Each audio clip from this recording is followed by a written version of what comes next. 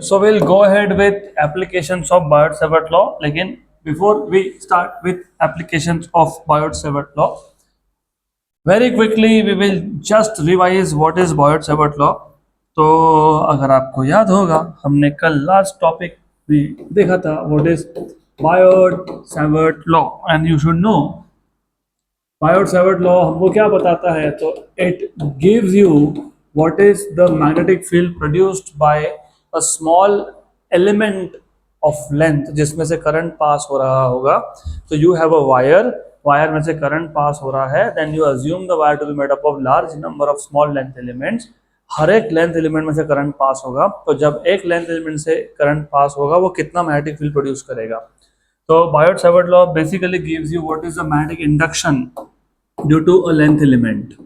तो imagine this is a wire और ये उस वायर का एक छोटा सा एलिमेंट है तो हम वायर को छोटे छोटे पीसेस में इमेजिन करते हैं उसमें से ये एक पीस है और इस एक पीस का जो लेंथ है वो dl है और dl ये वेक्टर क्वांटिटी होता है तो ये dl बार है और इसमें से जब करंट पास होगा तो करंट क्या प्रोड्यूस करेगा मैग्नेटिक फील्ड प्रोड्यूस करेगा तो मैग्नेटिक फील्ड तुम किसी पॉइंट पे कैलकुलेट करने वाले हो तो ये जो पॉइंट है पी जहाँ पे हमको मैग्नेटिक फील्ड फाइंड करना है ये r डिस्टेंस पे है from the centre of the element तो हमने इसको एक वेक्टर बना दिया था r बार और if you remember the angle between this line and element was denoted by theta तो according to Biot-Savart law by the way क्योंकि हम फाइंड कर रहे हैं what is magnetic field produced by small element of length तो magnetic field भी small होगा तो Biot-Savart law gives you magnetic field due to small element and this magnetic field is directly proportional to number 1 current to the element जितना ज्यादा current होगा उतना field produce होगा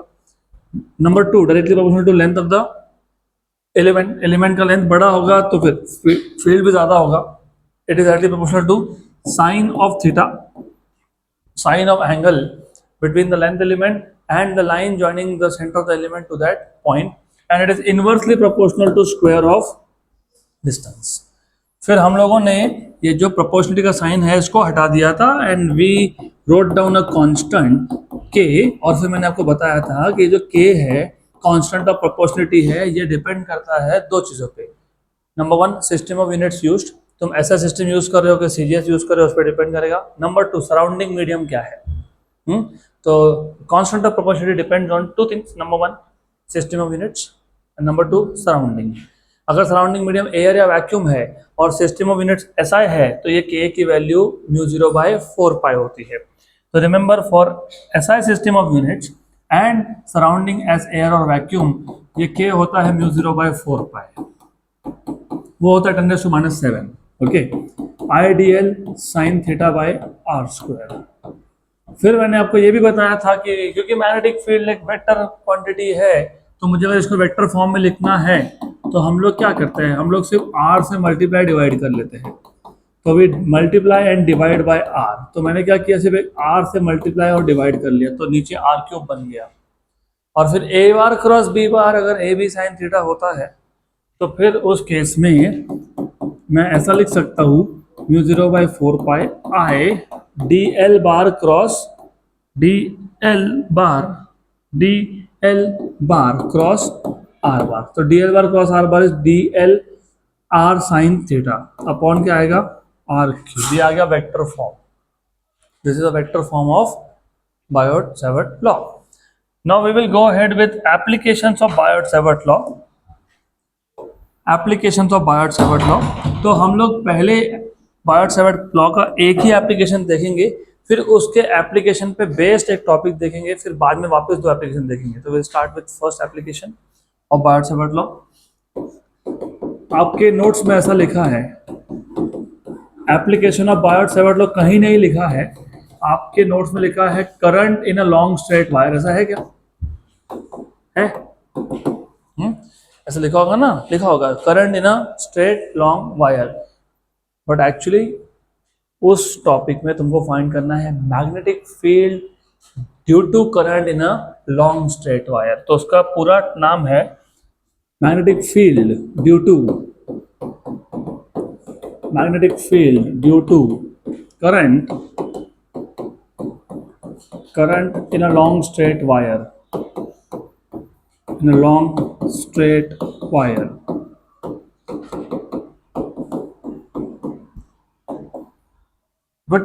good good good good good. तो अभी पहले अच्छे से पूरा समझ लो, ये टॉपिक थोड़ा आपको डिफिकल्ट जा सकता है, डिफिकल्ट है नहीं, इट इज़ इजी। हमको क्या करना है, हमारे पास एक लॉन्ग स्ट्रेट वायर है, कितना लॉन्ग, इन्फिनेटली लॉन्ग। तो we have a infinitely long straight wire. हमें मैं सब थ्योरी लिखूंगा नहीं, मैं सिर्फ बोल जाऊंगा consider N infinitely long straight wire. कहाँ से स्टार्ट हुआ, माइनस इन्फिनिटी से कहाँ तक गया, प्लस इन्फिनिटी तक। Carrying a steady current I, तो यहाँ पे एक स्टेडी करंट आई फ्लो हो रहा है। Consider N infinitely long straight wire carrying a steady current I. अब जब इसमें से करंट पास होगा तो क्या प्रोड्यूस करेगा ये, मैग्नेटिक फील्ड। तो we want to find out magnetic field at some point P at a distance of capital R. अभी बोलोगे यार डिस्टेंस तो यहाँ से भी मेजर हो सकता था ना, यहाँ से भी सकता था, यहाँ से भी हो सकता था, यहाँ से भी हो सकता था। ये क्यों किया, क्योंकि ये शॉर्टेस्ट डिस्टेंस है, क्योंकि ये परपेंडिकुलर डिस्टेंस है। तो remember, consider a point P at a perpendicular distance R, और दिख भी रहा होगा ये 90 डिग्री है, from the wire at which we are suppose to find out magnetic field. क्या फाइंड करना है, मैग्नेटिक फील्ड P पॉइंट पे। P पॉइंट का शॉर्टेस्ट डिस्टेंस मतलब परपेंडिकुलर डिस्टेंस कितना है, कैपिटल R है। और हम किसका एप्लीकेशन देख रहे हैं, बायोट-सावर्ट लॉ का। तो बायोट-सावर्ट लॉ तुमको पूरे वायर का मैग्नेटिक फील्ड एक साथ देता है क्या, नहीं। तो हम लोग क्या करेंगे, इस वायर को कैसे इमेजिन करेंगे, to be made up of large number of small elements. और यहाँ पे मैं एक काम करता हूँ, इसको ओरिजिन मान लेता हूँ, origin. Now consider the wire to be made up of large number of small length elements. बराबर, थोड़ा थोड़ा लिख देता हूँ, आपको भी थोड़ा थोड़ा हेल्प हो जाएगा how to write in exams. तो बहुत सिंपल है, I have been telling you again and again कि तुमको जब एग्जाम में लिखना हो तो कुछ नहीं है, जो समझा है वो लिखो। क्या समझा है, हमारे पास एक लॉन्ग वायर है, consider N infinitely long straight wire, long straight wire carrying current I, carrying current I. Let P be a point at a perpendicular distance, capital R, from the wire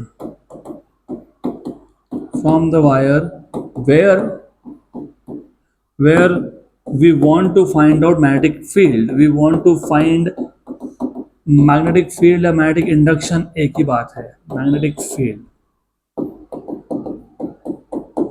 बराबर, good. अब क्योंकि हम लोग Biot-Savart law apply करने वाले हैं और हमको पता है कि बायोट-सावर्ट लॉ जो होता है वो आपको पूरे वायर का मैग्नेटिक फील्ड एक साथ दे नहीं सकता। तो आप बोलते हो कि let us imagine the wire to be made up of large number of length elements, each of length dl. So imagine the wire to be made up of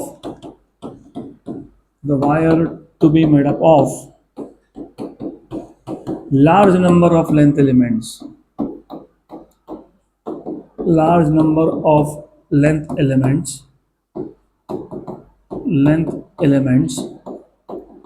each of length dl.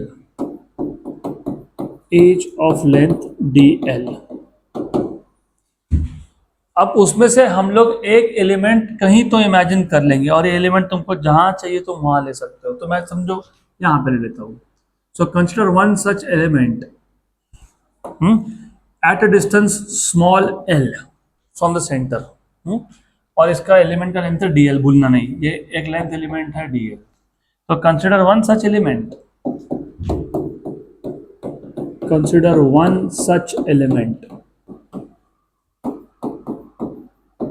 at a distance L from the center. Good. फिर Biot Savart law apply करने से पहले you need to remember, Biot Savart law 4 चीज़ों पर depend करता था।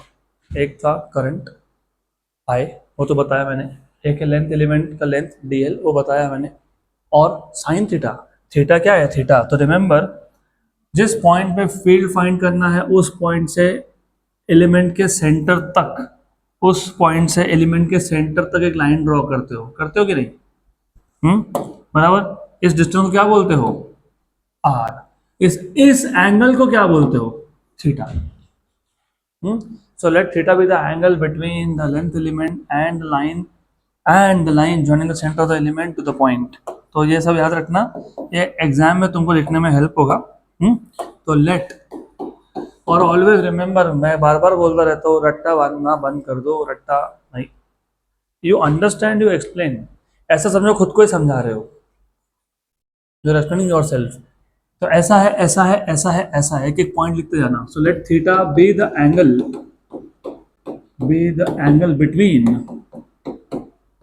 between the element and the line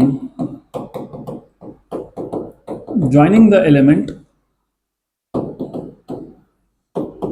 line joining the element, of course center of the element to the point. बराबर? पक्का पक्का? श्योर? गुड। सो और r तो डिस्टेंस था ही, so therefore we can say that using Biot-Savart law, therefore magnetic induction due to this element, this element at point P is given by Biot-Savart law, which is dB equals to mu 0 by 4 pi I dl sin theta by r square. पक्का? Good. वो मैंने शायद notes में vector form भी दिया है, मैं यहाँ पे लिखने का कोई जरूरत नहीं है। यहाँ तक क्लियर? पक्का। हमको इक्वेशन नंबर 1 बता रहा है what is the magnetic induction due to current through this element at point P। हमको फाइंड करना था पूरे के पूरे वायर की वजह से कितना फील्ड हुआ। तो हम लोग नॉर्मली क्या करते हैं? इंटीग्रेशन। क्या करते हैं? Integration. So therefore total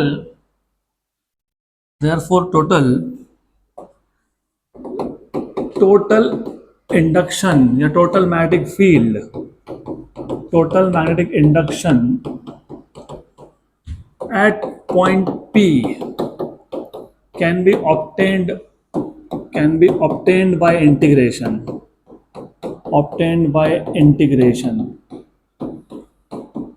So therefore B equals to integration over dB, छोटे एलिमेंट्स। अच्छा, ये वायर कहाँ से कहाँ जा रहा था? -∞ से +∞। तो ये एलिमेंट कहाँ से कहाँ तक है? -∞ से +∞। तो -∞ से +∞, ऐसा है। बराबर? पक्का? Good, right. लेकिन मैं थोड़ा सा अप्रोच चेंज करने वाला हूँ।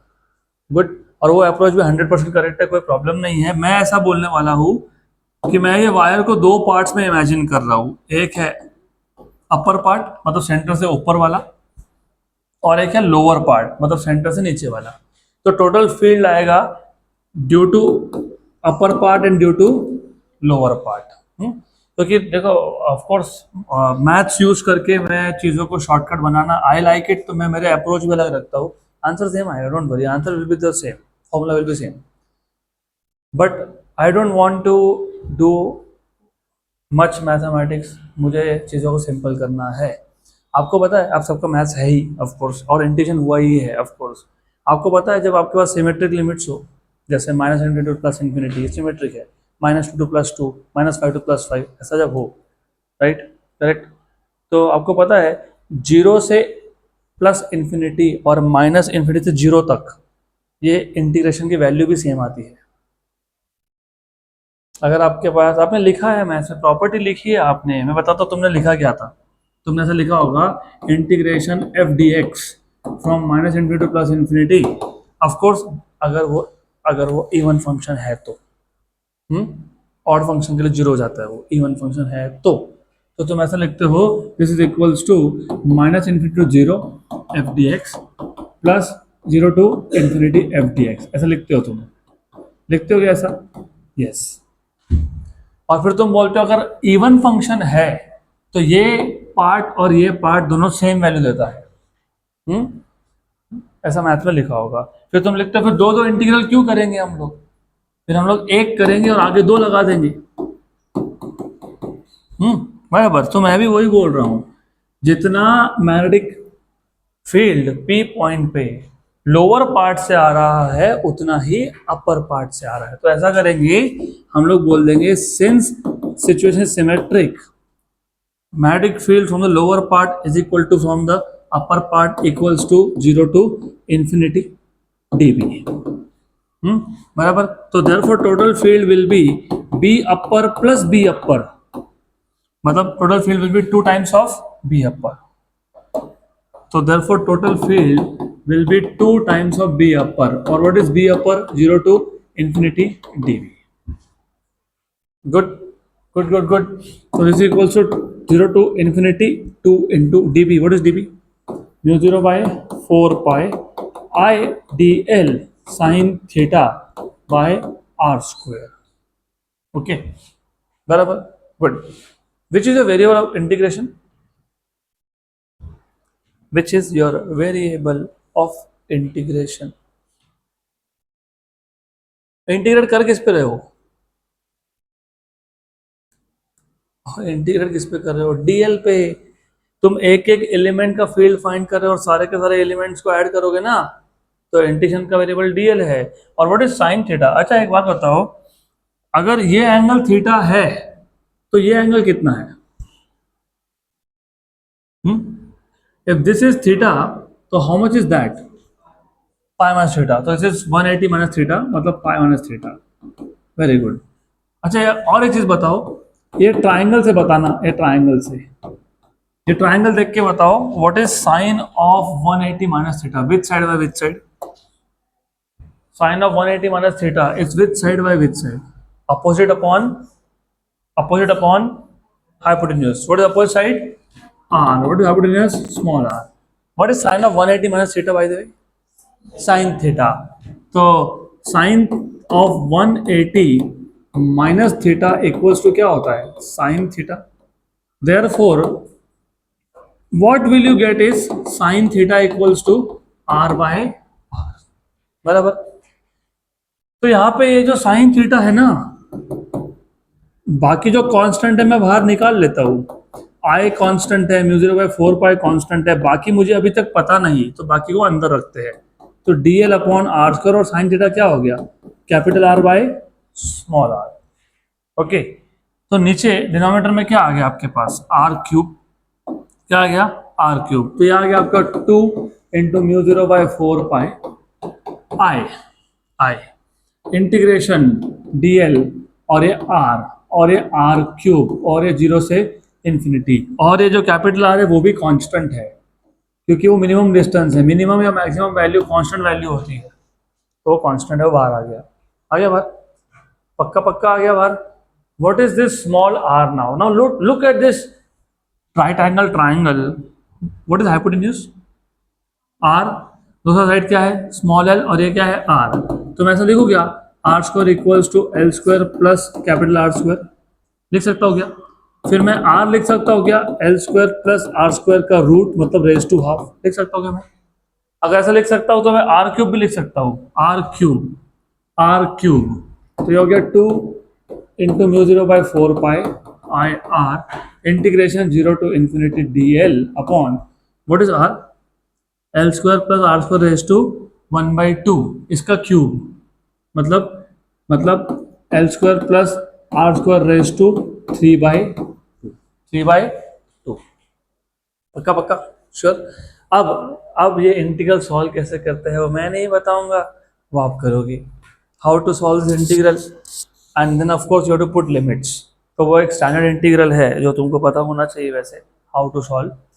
बट आप देखोगे अब, you have to know how to solve this. तो 0 to infinity d l upon l square plus r square raise to 3/2। ये लिमिट सब्स्टिट्यूट करने के बाद आता है 1/r स्क्वायर। क्या आता है? 1/r square. तो टोटल फील्ड आपका बन गया 2 times of mu 0 by 4 pi I r, और ये इंटीग्रल की वैल्यू क्या हो गई? 1/r square. Very good. एक आर हो गया कैंसल।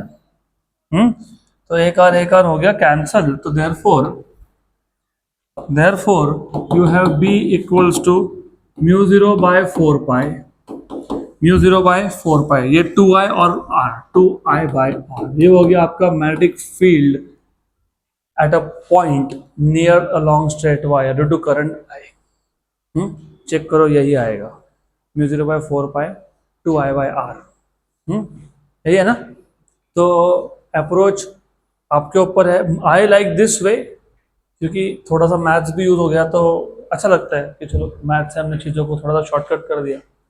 अब इससे भी शॉर्टकट करेंगे, लेकिन अभी नहीं। आगे एक टॉपिक आएगा एम्पियर्स लॉ, उसमें तुम इसी लॉन्ग स्ट्रेट वायर का मैग्नेटिक फील्ड फाइंड करोगे, तुम यही फॉर्मूला डिराइव करोगे, लेकिन सिर्फ 4 से 5 स्टेप के अंदर।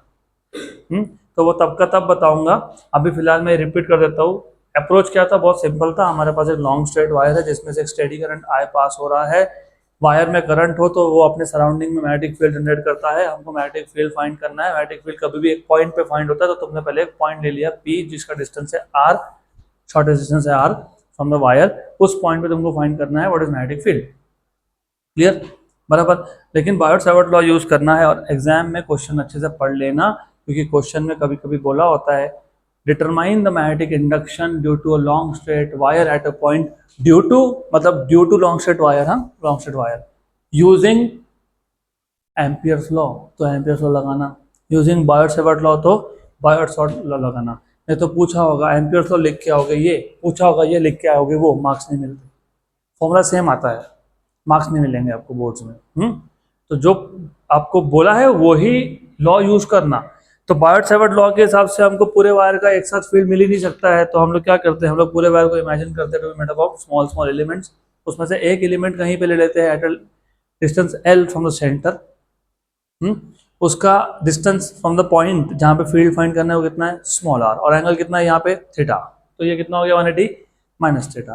तो पहले हम लोग एक एलिमेंट का फील्ड फाइंड करते हैं, mu 0 by 4 pi I d l sine theta by r square. फिर हम लोग इंटीग्रेट करते हैं माइनस इन्फिनिटी से प्लस इन्फिनिटी तक। लेकिन हम लोग ऐसा इमेजिन कर सकते हैं कि जो वायर है, क्योंकि सिमेट्रिक है ये सिचुएशन, तो माइनस इन्फिनिटी से 0 तक लोअर पार्ट हो गया, 0 से इन्फिनिटी तक अपर पार्ट हो गया। जितना कॉन्ट्रीब्यूशन, क्योंकि करंट नीचे से ऊपर जा रहा है, तो जितना कॉन्ट्रीब्यूशन मैग्नेटिक फील्ड का लोअर पार्ट से आएगा उतना ही अपर पार्ट से आएगा। तो हमने क्या किया, बी लोअर और बी अपर इक्वल मान लिया, और फिर magnetic field total is 2 times of magnetic field coming from the upper part. Upper part कहाँ से स्टार्ट हुआ था, 0 से कहाँ तक गया था, इन्फिनिटी तक, 0 टू इन्फिनिटी। फिर ये इंटीग्रेशन सॉल्व किया, बस इंटीग्रेशन सॉल्व करके आ गया आपको 1 by are square. And then final formula for magnetic induction at a point is due to long straight wire is mu 0 by 4 pi 2i by r, where r is the distance of the point from the wire। अब before we go to the next application of Biot Savart law, Biot Savart law का अगले application आने से पहले एक और interesting topic है which is forces between two long parallel wires. है क्या ऐसा टॉपिक अगला, है ना? ऐसा होगा, ऐसा टॉपिक होना ही चाहिए। तो सिक्वेंशियली मैं आपका टेक्स्ट बुक का सीक्वेंस फॉलो कर रहा हूँ। तो force between two long parallel wires ऐसा है, force between two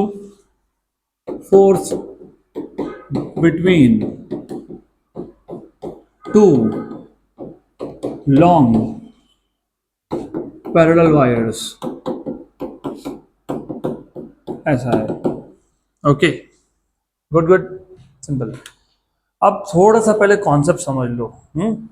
आपको यह पता होना चाहिए when two long infinitely long parallel conductors carrying current are placed near each other, जब दो infinitely long parallel conductor एक दूसरे के पास में रखे और उसमें करंट है, तो दोनों अपना अपना फील्ड प्रोड्यूस करेंगे। क्योंकि तुमने अभी देखा कि एक वायर में से करंट हो तो वो क्या प्रोड्यूस करता है, magnetic field in its surrounding space.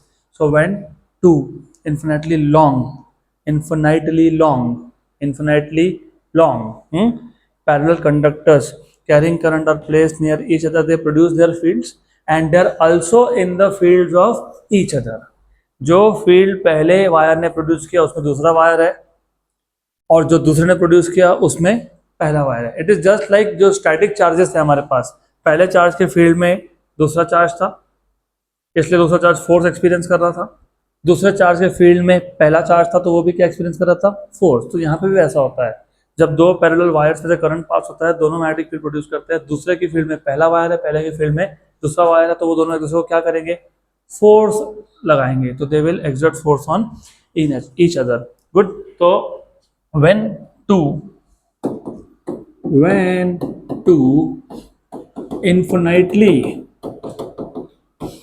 infinitely long parallel conductors carrying currents are placed near each other, are kept near each other,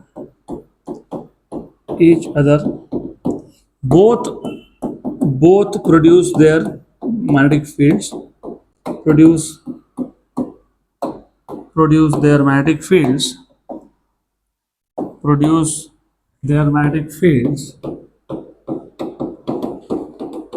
and also they are also in the fields of each other, and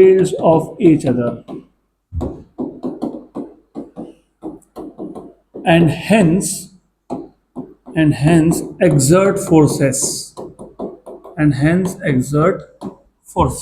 on each other. ये concept electrostatics जैसा ही है, मैं वापस repeat कर रहा हूँ। अगर दो चार्ज एक दूसरे के पास में है तो पहले चार्ज के फील्ड में दूसरा चार्ज है, वो फोर्स एक्सपीरियंस करेगा। दूसरे चार्ज के फील्ड में पहला चार्ज है, वो भी फोर्स एक्सपीरियंस करेगा। मतलब both charges produce their fields and they are also in the fields of each other and hence they experience forces.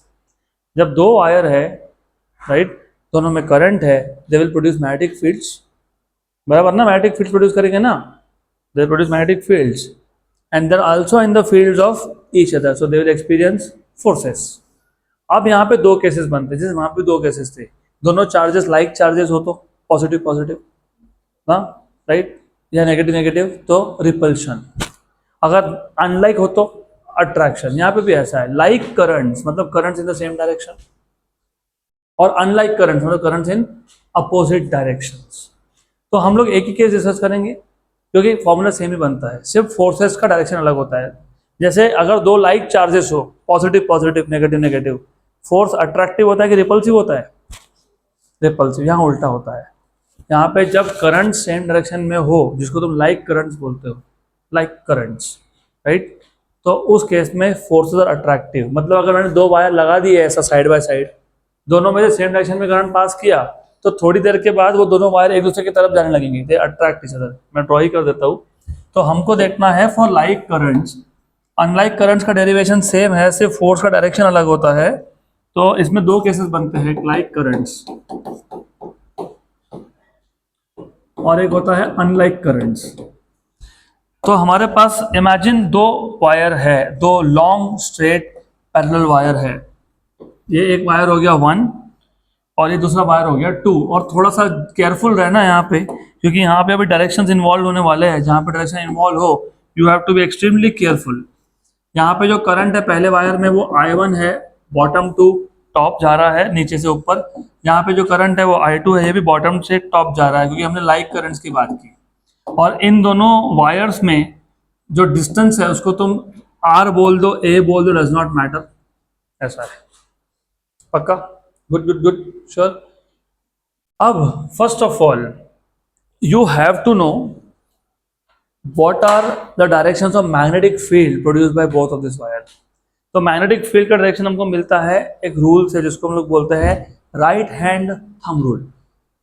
Right hand thumb rule. Imagine ही करना, नहीं तो सच में वायर को ऐसे हाथ में पकड़ लोगे, उसके बाद क्या होगा, आई कैन नॉट से। तो imagine the wire to be held in your right hand such that the thumb is outstretched, thumb outstretched है, बाहर है, fingers are curled। If thumb points in the direction of current, then the fingers give direction of magnetic field। So according to right hand thumb rule, imagine the conductor, मतलब wire in this case, to be held in your right hand with thumb outstretched and fingers cold. If thumb gives direction of current, fingers give direction of magnetic field. तो जैसे आप notice कर रहे हो, अगर wire के right side में point आया इस तरफ, मेरे लिए राइट है, तुम्हारे लिए लेफ्ट है, वो चीज इस तरफ आया, इस तरफ, तो फिंगर्स कहाँ जा रहे हैं? अंदर की तरफ, राइट? तो वायर के इस साइड में मैग्नेटिक फील्ड होगा इनसाइड। और आपको पता है, अगर मैग्नेटिक फील्ड पेपर के अंदर जा रहा हो, बोर्ड के अंदर जा रहा हो, तो हम लोग क्रॉस दिखाते हैं, पता है? क्रॉस मतलब गोइंग इनसाइड, राइट? और इसी वायर के दूसरे साइड पे फिंगर्स को कर्ल किया तो कहाँ जा रहे हैं फिंगर्स? आउटसाइड। तो उसको डॉट दिखाते हैं। क्या दिखाते हैं? डॉट। इसको बोलते हैं डॉट एंड क्रॉस कन्वेंशंस। अब ऐसा क्यों? ये आता है एरो से, एरो तीर, तीर से आता है। तीर से क्यों आता है समझ लो। ये एरो है, this is an arrow, this is an arrow. जब तीर तुम्हारे पास में आए तो तुमको उसका टिप दिखता है, टिप, डॉट दिखता है। जब तीर तुमसे दूर जाए तो तुमको उसका बैक साइड दिखता है, वो क्रॉस दिखता है। इसलिए कोई चीज तुमसे दूर जा रही है उसको क्रॉस, और जो तुम्हारे पास आ रही है उसको डॉट। इसको बोलते हैं dot and cross convention.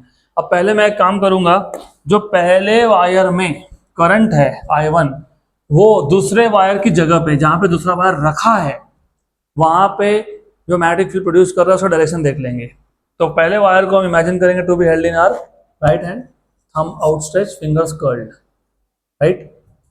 Thumb gives direction of current, fingers give direction of magnetic field. तो fingers कहाँ जा रहे हैं? इनसाइड या आउटसाइड? इनसाइड।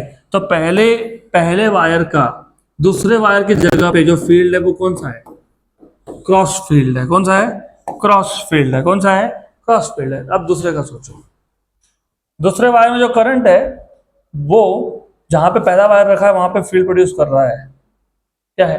क्रॉस के डॉट, डॉट, क्योंकि कमिंग आउटसाइड है, तो ये आ जाएगा डॉट फील्ड। ये आ जाएगा आपका डॉट फील्ड। कौन सा field? Dot field, dot, dot field. यहां तक क्लियर? पक्का पक्का? Good, right. अब हमको फाइंड करना है force on wire 1 due to wire 2, क्योंकि पहले वायर के फील्ड में दूसरा है, दूसरे के फील्ड में पहला है। तो रिमेंबर हमको फाइंड करना पड़ेगा what is force on wire 1 due to field of 2, what is force on wire 2 due to field of 1। अब पहले नोटेशन समझ लो। Force acting on wire 1 due to field of wire 2 is, notation समझो, notation, force on 1 due to 2। तो जो number पहला लिखा है वो फोर्स एक्सपीरियंस कर रहा है, जो दूसरा लिखा है वो फोर्स लगा रहा है। बराबर? करेक्ट? नोटेशन याद रखना। बराबर? अब मुझे एक बात बताओ, अगर याद होगा तो बताओगे। अगर मेरे पास एक करंट कैरिंग वायर है, उसको मैंने एक फील्ड में रख दिया, what is the force on that wire due to field? मैंने बताया था, मैंने पूछा था आपको, होटल जाते हो, बिल भरते हो? तुमने बोला हाँ भरते हो। तो what is force? Bill sign theta. क्या था? Bill sine theta. तो पहले ऐसा लिख लेना, घाई मत करना, ऐसा लिख लेना। अब थोड़ा सोचो, 1 मतलब किस पे फोर्स लग रहा है? पहले वायर पे। पहले वायर पे फोर्स लग रहा है तो फील्ड किसका है? दूसरे का, राइट? अगर पहले वायर में करंट नहीं होता तो उसमें फोर्स लगता क्या? नहीं। तो करंट किसका? पहले का। लेंथ किसका? पहले का। बस खत्म। और थीटा तो एंगल होता है ना मैग्नेटिक फील्ड में और लेंथ में। ये 90 डिग्री है। क्यों 90 डिग्री? बताता हूँ। पहला वायर किसके फील्ड में था? दूसरे के। और वो फील्ड कहाँ आ रहा है? बाहर आ रहा है। और पहले वायर का लेंथ और फील्ड में एंगल कितना बना? 90। तो थीटा कितना है? 90, because theta is the angle between magnetic field and length. तो कितना है? 90। कितना है? 90। कितना है? 90, मतलब परपेंडिकुलर है इन शॉर्ट। तो what is F12? It is B2 I1 L1। और मैं फिलहाल ऐसा अज्यूम कर रहा हूं कि पहले का लेंथ और दूसरे का लेंथ सेम ही है, दोनों वायर का लेंथ सेम है। गुड। बट B2 मतलब कितना, मुझे बताओ। अभी मैंने तुमको बायोट सेवर्ट लॉ की एप्लीकेशन से बताया, आर डिस्टेंस पे लॉन्ग स्ट्रेट वायर कितना फील्ड प्रोड्यूस करता है, अभी देखा था। Mu zero by 4 pi 2I/R, right. Mu zero by 4 pi 2I/R, r distance था, यहाँ पे डिस्टेंस कितना है दोनों वायर का, ए। तो जो सेकंड कंडक्टर फील्ड प्रोड्यूस कर रहा है वो पहले के लोकेशन पे, पहला कितना दूर है, ए, तो क्या लिखा वहां पे, ए। और फील्ड कौन प्रोड्यूस कर रहा है, सेकंड वायर, क्योंकि उसमें क्या है, करंट है, तो B2 और I2 बराबर। अब ये B2 यहां लिख दो, तो force on 1 due to 2 is B2, but B2 is mu zero by 4 pi 2I2/A। ये हो गया B2, और साथ में कौन था I1 और L1, लेकिन L1 कौन है, L है, बराबर, पक्का पक्का। तो ये आ गया आपके पास force on 1 due to 2 mu zero by 4 pi 2I1/I2L/A। इसको मैं फिलहाल टेम्पररीली इसको इक्वेशन नंबर 1 बोल देता हूं, राइट। पहले पे फोर्स लगा क्योंकि वो दूसरे के फील्ड में था, तो दूसरे पे भी फोर्स लगेगा क्योंकि वो पहले के फील्ड में है, तो पहले के फील्ड में है, देखते हैं फिर वो। So force acting on wire 2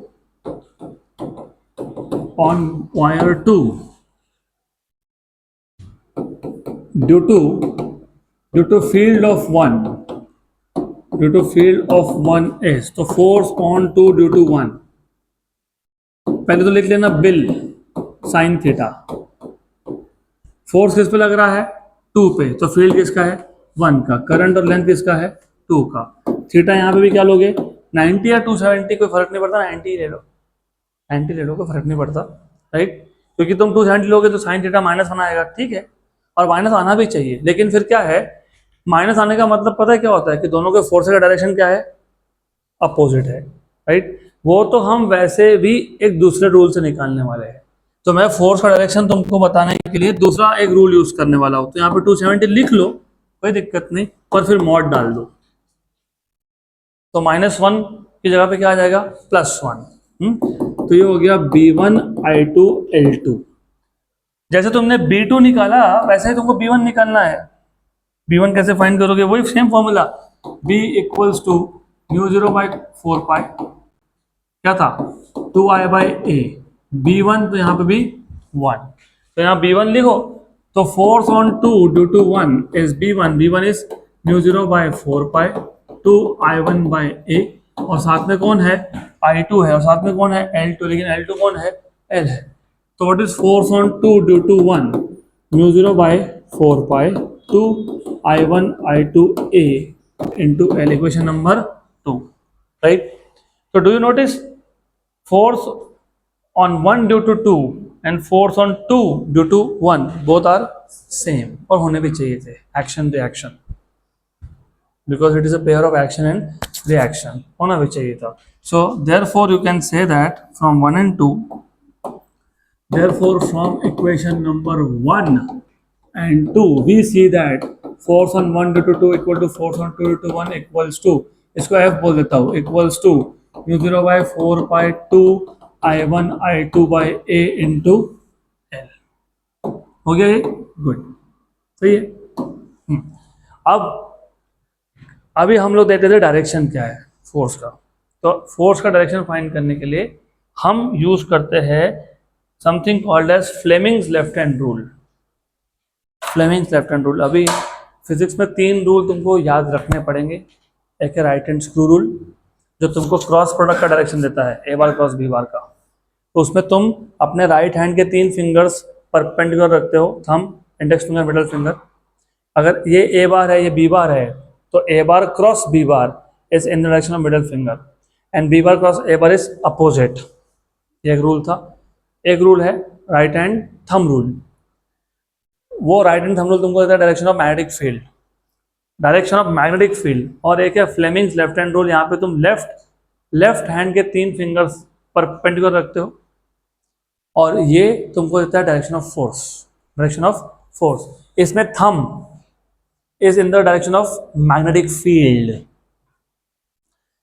Index finger is in the direction of current and middle finger gives you direction of force. तो अब let us say पहले वायर पे फोर्स का डायरेक्शन क्या है वो देखना है. तो पहले वायर के लिए मैग्नेटिक फील्ड कहाँ आ रहा है? बाहर बाहर आ रहा है ना. तो थंब कहाँ होगा? बाहर. इंडेक्स फिंगर करंट बताता है, वो कहाँ जाएगा? ऊपर. कोई करंट कहाँ जा रहा था? ऊपर. तो मिडिल फिंगर कहाँ पॉइंट कर रहा है? टू द राइट, मतलब टूवर्ड्स वायर 2. Towards wire 2. तो ये पता होना चाहिए this is force on 1 due to 2. अब सेकंड के लिए देखते हैं. सेकंड के लिए मैग्नेटिक फील्ड कहाँ जा रहा है? इनसाइड. तो थंब कहाँ पॉइंट करेगा? इनसाइड. करंट कहाँ है? ऊपर. तो मिडिल फिंगर कहाँ आ रहा है? To the left side. Left for me. Okay, मतलब टूवर्ड्स वायर 1. ओके, तो ये हो गया तुम्हारा फोर्स ऑन 2 ड्यू टू 1. इसलिए तो ये दोनों अट्रैक्ट करते हैं ना. फिर जैसे करंट पास करोगे ये वायर तुमको ऐसा बेंड हो जाएगा, ऐसा दिखेगा, और ये वायर तुमको ऐसा दिखेगा. तो they are attracting each other. और अनलाइक करंट कर दिए तो ये तुमको दिखेंगे रिपेल होते हुए. ये वायर ऐसा हो जाएगा और दूसरा वायर ऐसा आ जाएगा. और ये सिंपल सा एक्सपेरिमेंट तुम घर पे भी कर सकते हो. 2 वायर लो, 2 सेल लो, लगाओ, यू विल सी. जब तुम same polarity, negative positive same रखते हो तो लाइक करंट्स है, they will attract, otherwise they will repel. Good. अब डायरेक्शन हो गया. अब हमको पता करना है what is force acting per unit length. What is the meaning of पर यूनिट लेंथ. ये जो तुमने फोर्स का फॉर्मूला डिराइव किया ना, ये तो टोटल फोर्स है. पूरे वायर पे कितना फोर्स? इतना फोर्स. मुझे ये पता करना है कि वायर के यूनिट लेंथ पे, मतलब वायर के 1 मीटर के सेक्शन पे कितना फोर्स एक्ट हो रहा है. तो मैं फोर्स को लेंथ से डिवाइड कर दूंगा, फोर्स पर यूनिट बन जाएगा, फोर्स पर यूनिट लेंथ बन जाएगा. Therefore force acting per unit length is given by small f. तो स्मॉल f यहाँ पे force acting per unit length होता है. ये टोटल फोर्स को तुम टोटल लेंथ से डिवाइड कर दो तो मिल जाएगा μ0 बाय 4 पाई 2I1 I2 बाय. ये हो गया आपका force acting per unit length on a long straight wire. Clear? पक्का? श्योर. तो let us move to the next application of Biot Savart law, जो आपके बुक के हिसाब से magnetic field produced by a current in a circular arc of wire है. Magnetic field produced by a current in a circular arc of wire. Magnetic field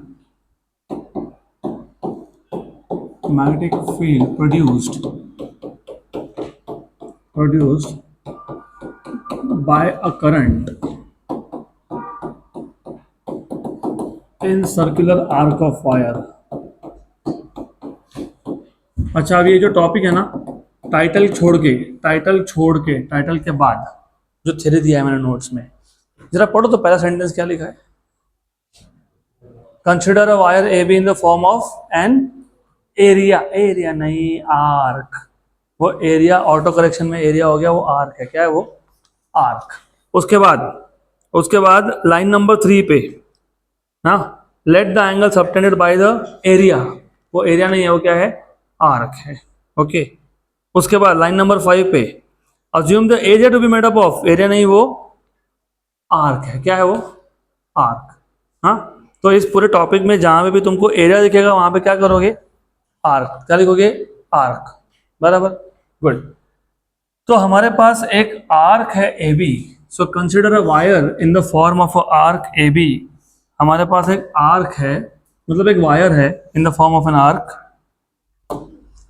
A B, centre at O. तो इसका centre O है. हर एक arc का एक centre होता है, इसका भी सेंटर है, इसका सेंटर ओ है. सेंटर एट ओ और रेडियस उसका आर है. गुड. और ये जो वायर है ए बी, इसमें से एक स्टेडी करंट पास होगा, दैट इज आई। तो ठीक है, मैं थोड़ा थोड़ा लिख देता हूँ, सिर्फ आपको बताने के लिए, एग्जाम में आपको लिखना पड़ेगा। तो कुछ नहीं, बेसिक बेसिक डिस्क्राइब कर दो। क्या है आपके पास, एक वायर है, इसका शेप क्या है, आर्क है। So consider a wire A B in the form of, in the shape of arc, centered at point O, having radius small r, correct. इसमें से एक स्टेडी करंट आई पास हो रहा है। Let I be the current through arc A B. इस arc में से जब करंट आई पास होगा तो वो करंट मैग्नेटिक फील्ड प्रोड्यूस करेगा, और हमको फाइंड करना है magnetic field at center O. तो हमको कहाँ फाइंड करना है, at center O, right. So we want to find out, we want to determine the magnetic field due to this current, magnetic field due to this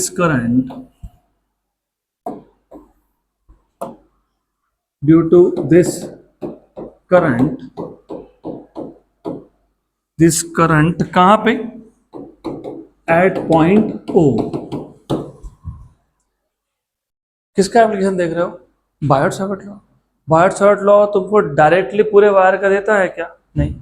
तो क्या करना पड़ेगा, small element. उससे पहले एक काम करते हैं, ये जो आर्क का टोटल एंगल बनाया ना, तो क्या बोल लोगे, थीटा। और याद रखना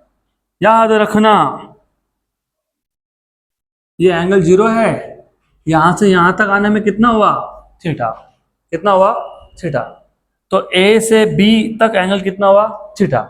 ये एक पॉइंट याद रखना, दूसरा पॉइंट आएगा तब बताऊंगा कि क्या याद रखना। तो याद रखना पड़ेगा आपको। So let theta be the angle subtended bye arc, be the angle subtended by arc at the center। अब हम इमेजिन कर लेंगे, imagine the wire to be made up of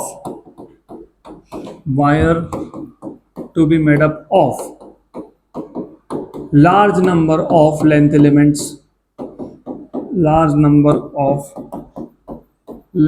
elements, each of length dl,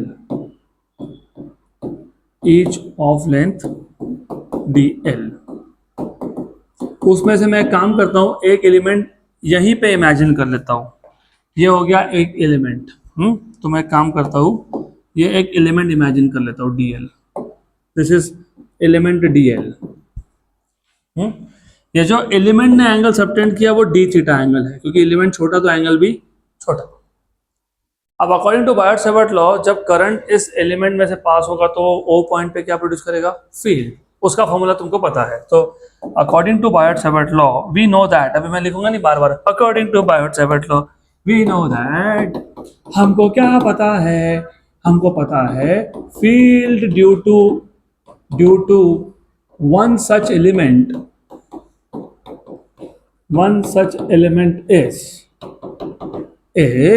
dB equals to mu 0 by 4 pi I dl sin theta by r square। गड़बड़ हो गई, क्या गड़बड़ हो गई। दूसरी चीज याद रखना, मैं बोला 2 चीजें याद रखनी पड़ेगी। दूसरी चीजें याद रखना, जिस पॉइंट पे तुम फील्ड फाइंड करते हो वहां से तुम एलिमेंट के सेंटर तक एक लाइन ड्रॉ करते हो, फिर एलिमेंट में और ये लाइन में जितना एंगल बना उसको तुम थीटा बोलते हो, हाँ कि ना। यस, यहाँ पे हमने थीटा किसी और के लिए यूज किया है, तो यहाँ पे नाम चेंज करना पड़ेगा, अल्फा। और मैं जानबूझ के करता हूँ ऐसा, मैं चाहता तो मैं इसको अल्फा बोलता, लेकिन जब एग्जाम में क्वेश्चन आते हैं ना तुम कंफ्यूज हो जाते हो, इसके लिए मैंने इधर ही एंगल का नाम चेंज कर दिया, सो दैट एग्जाम में क्वेश्चन आए तो डू नॉट गेट कंफ्यूज। तो यहाँ पे थीटा लिखेंगे कि अल्फा लिखेंगे? अल्फा। ओके। और यहाँ पे अल्फा की वैल्यू कितनी आई? 90 आई, दिख भी रहा था 90 वो। So therefore you have dB equals to mu 0 by 4 pi I d l sine 90 तो 1 हो गया तुम्हारा अपॉन आर स्क्वायर। लेकिन ये तो था magnetic field due to one element. हमको अगर पूरे आर्क का चाहिए तो क्या करेंगे? इंटीग्रेट। कितना इजी है, सेम प्रोसेस है, राइट? तो तुम्हारे माइंड में जो ये बैठ गया है ना फिजिक्स डिफिकल्ट है, ये निकाल दो, क्योंकि नहीं है डिफिकल्ट, इट इज सिंपल। नहीं है डिफिकल्ट, सिंपल है। तो therefore total field due to current due to arc A B is total field integration D B. लेकिन जब तुम इंटीग्रेट करते हो तो कहीं से कहीं तक करते हो, कहां से कहां तक करोगे? ए से बी तक, ए से बी तक। तो आ जाएगा ए टू बी, हाँ ए टू बी बाद में लिखता हूँ अभी, डी बी। लेकिन what is d B? Mu 0 by 4 pi I d l by are square, A से बी तक। यस, लेकिन ए पे एंगल कितना था? चलो ए से बी, ठीक है, कोई बात नहीं। म्यू 0 बाय 4 पाई कांस्टेंट है क्या? है। आई कांस्टेंट है क्या? है। इस केस में आर भी कांस्टेंट है। क्यों? क्योंकि पिछला केस और ये केस, पिछला केस, ये वाला केस, यहाँ पे ये आर कांस्टेंट नहीं था, क्योंकि अगर तुमने एलिमेंट कहीं और लिया, सपोज मैंने एलिमेंट यहाँ लिया होता तो ये जो आर है ना, ये नहीं आता, आर ये आता। तो वहां पिछले केस में आर कांस्टेंट नहीं था, पर इस केस में आर कांस्टेंट है, क्योंकि मैंने एलिमेंट यहां भी ले लिया तो भी डिस्टेंस तो आर रहने वाला है ना, radius radius radius radius radius radius radius, same है सेम है सेम है। तो यहाँ पे आर भी क्या है? कांस्टेंट है। तो बाहर आ गया, अंदर कौन बचा? D L. आपको पता है D L is like a arc. What is arc length? Radius into angle. What is radius? R. लेकिन इस छोटे आर्क ने एंगल भी छोटा बनाया, कितना बनाया? D theta. तो डीएल क्या है? R D theta. Mu 0 by 4 pi I by are square. What is DL? R D theta. अब जैसे तुमने तो डी थीटा लिख दिया तो ए नहीं लिख सकते, अब बोलोगे जीरो एंगल, क्योंकि ए पे एंगल कितना था? 0, और बी तक आते आते कितना हो गया? थीटा। अब ये आर को भी बाहर निकाल लो, क्योंकि आर कांस्टेंट था। तो therefore you have b equals to mu 0 by 4 pi I by are square, और ये आर बाहर, integration d theta from 0 to theta, एक r cancel. What is integration d theta? What is integration d x? X. What is integration d y? Y. What is integration d theta? Theta from 0 to theta, upper limit minus lower limit. तो mu 0 by 4 pi I by r into theta, ये हो गया magnetic field due to arc. अब ये formula इतना powerful है, बताता हूँ क्यों। क्योंकि ये यूज करके तुम एक पूरे सर्कल का भी मैग्नेटिक फील्ड निकाल सकते हो, बताता हूँ कैसे। तो फॉर अ सर्कुलर लूप, अगर मेरे पास एक सर्कुलर लूप है, इमेजिन मेरे पास जो आर्क है ना वो एक पूरा सर्कल ही है, बराबर। और उसके सेंटर पे मुझे ओ पॉइंट पे फाइंड करना है मैग्नेटिक फील्ड। इसमें से करंट जा रहा है आई। तो for a closed circular loop, मुझे ये बताओ कि ये पूरे का पूरे लूप, क्लोज सर्कुलर लूप में कितना एंगल बनता है? 2 पाई। कितना बनता है? 2 पाई। तो बस इस फॉर्मूला में 2 पाई डाल दूंगा। b equals to mu 0 by 4 pi I by r, where r is the radius of circle, where r is the radius of circle, 2 pi, 1s और 2s, तो कितना हो गया? Mu 0 by 2 I by r आ गया, right? Correct? पक्का पक्का? Sure? अगर मेरे को बोला होता 1/4 ऑफ सर्कल,